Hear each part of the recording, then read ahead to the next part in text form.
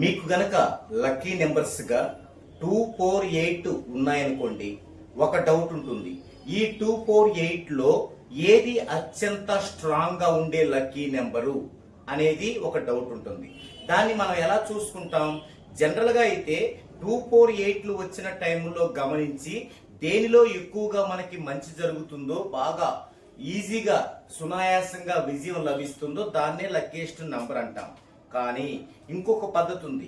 అదేంటంటే మనకి ట్రయాంగిల్ సిస్టంలో గనక అందులో ట్రయాంగిల్ సిస్టంలో డేటు మంత్ ఇయర్ ద్వారా మనం పిరమిడాలజీగా వేసుకొని గనక కిందికి వెళ్ళినట్లయితే ఎక్కువ సార్లు ఏ నెంబర్ వస్తుందో 248 ఎక్కువ సార్లు ఏది వస్తుందో ఖచ్చితంగా అదే మీ లక్కీయెస్ట్ నెంబర్ అవుతుంది. దాన్ని బట్టి పెద్ద పెద్ద మొత్తాల్లో మీరు ఇన్వెస్ట్మెంట్ చేయదలుచుకున్నప్పుడు ఆ యొక్క లక్కీ నెంబర్ తీసుకోవడం ద్వారా మీరు ఎక్కువ ప్రాఫిట్ ని పొందగలుగుతారు.